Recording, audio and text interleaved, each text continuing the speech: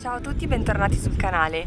Dopo il nostro breve viaggio in Emilia-Romagna, oggi ci spostiamo in un'altra regione, il Piemonte. Per la precisione esploreremo la Val di Susa, quindi seguiteci nel video, ma prima di iniziare, come al solito, iscrivetevi al canale per supportarci. Ora partiamo.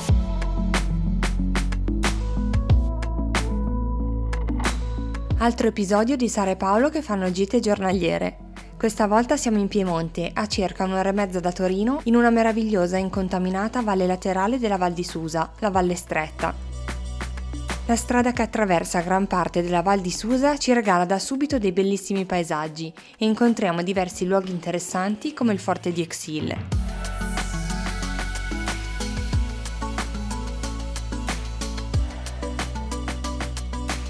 Da Bardonecchia, che segna l'inizio della valle, si arriva in circa 15 minuti al confine con la Francia, ufficialmente nel Dipartimento delle Alte Alpi, anche se la linea telefonica rimane quella italiana. Dopo una serie di tornanti in mezzo al bosco, la strada inizia a seguire il corso del ruscello e si arriva in poco tempo al parcheggio di Grange di Valle Stretta, a 1780 metri di altezza. Da questo punto non sono più ammesse auto, è possibile arrivare qui anche a piedi direttamente da Bardonecchia se vi va, in circa un'ora e mezza di cammino. Siamo partiti questa mattina da casa e ci abbiamo messo veramente poco. Siamo passati da Torino, infatti poi stasera torneremo a dormire lì, un grosso spoiler per il secondo video che faremo qua in Piemonte, e siamo in una piccola valle laterale della Val di Susa che si chiama Valle Stretta e è appena dopo il confine con la Francia. Da ora non vedrete più immagini fatte da Marco Polo, il nostro drone, perché in questa zona della Francia sono vietati. Iniziamo la nostra escursione, che oggi sarà particolarmente rilassante, attraversando il piccolo abitato e lasciandoci alle spalle il rifugio Re Magi, dove torneremo dopo per pranzo. Destinazione finale il Lago Verde, che dovremmo raggiungere in circa 30-40 minuti. Anche il dislivello è quasi nullo, circa 100 metri.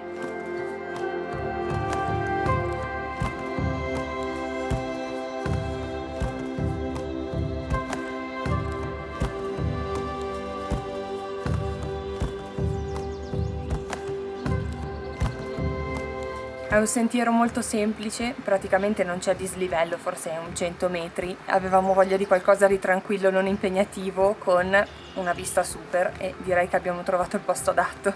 La valle, che come dice il nome è veramente stretta tra le montagne, è davvero meravigliosa. Si incontrano lungo il cammino qualche sporadica casa in pietra, ma per la maggior parte del tempo si è immersi totalmente nella natura. Noi siamo stati qui qualche settimana fa, ma anche ora, con i colori dell'autunno, deve essere davvero spettacolare. Il Gran Serù e il Monte Tabor di fronte a noi sono una presenza costante e maestosa. Nel caso voleste cimentarvi in sentieri più impegnativi di quello scelto da noi oggi, qui c'è davvero una grande scelta. Ad esempio, la salita al Monte Tabor deve essere davvero spettacolare. Proseguite verso destra al primo bivio che troverete e addentratevi in una foresta incantata. Anche il torrente dalle acque trasparenti che lo attraversa è un altro elemento rilassante di questo luogo da fiaba. Dopo aver passato un ponticello in legno, inizia la parte di ripida salita, prima di scendere altrettanto ripidamente. Si cammina tra grandi rocce e radici fino a scorgere tra gli alberi l'incredibile Lago Verde, che sicuramente vi stupirà per il suo colore quasi irreale, dato da particolari alghe che crescono sul fondo. È possibile camminare intorno per vederlo da più angolazioni. Il Lago Verde è fosforescente, non è verde, è un colore mai visto.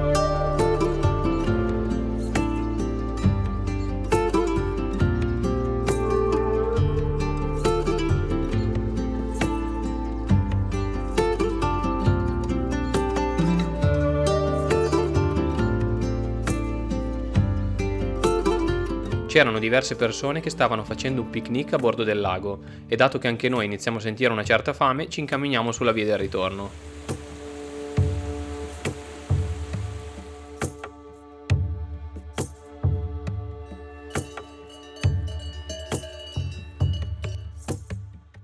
Arrivati al rifugio Re Magi ci attendono un fantastico tagliere di formaggi e salumi della zona e dell'ottima polenta.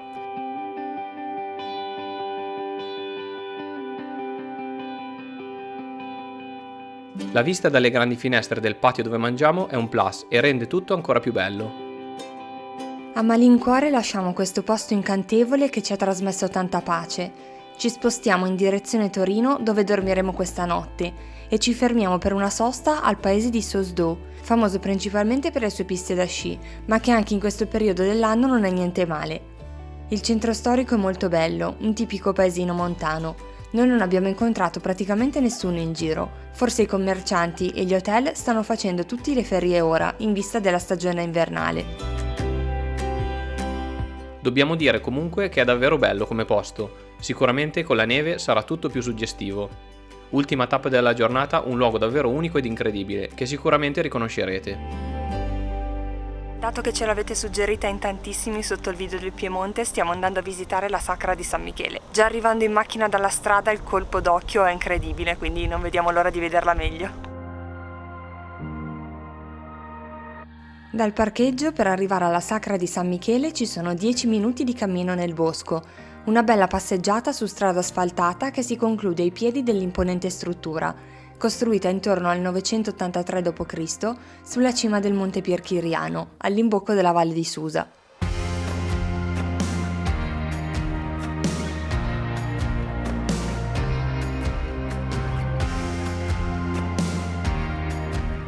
Ci sono diverse leggende magiche legate all'Arcangelo Michele, che vorrebbero la Sacra come uno dei 7 luoghi di culto sparsi per l'Europa in cui si concentrano potenti energie benevole. Dato che non sempre i nostri piani vanno come dovrebbero, siamo arrivati troppo tardi e anche se sapevamo della chiusura alle 17:30, ci abbiamo provato lo stesso. Siamo arrivati davanti al portone d'ingresso alle 17:40, quindi vorrà dire che torneremo con calma una seconda volta per visitare la Sacra all'interno. Abbiamo calcolato male gli orari della giornata e siamo arrivati tardi, quindi la Sacra di San Michele chiude alle 5:30 e noi siamo arrivati 10 minuti dopo. Credo che dovremmo tornare una seconda volta per vederla all'interno perché sembra veramente bellissima. Ci consoliamo comunque con questa vista pazzesca sulla pianura e su Torino, che tra poco raggiungeremo, e con un ultimo sguardo su questo luogo unico al mondo.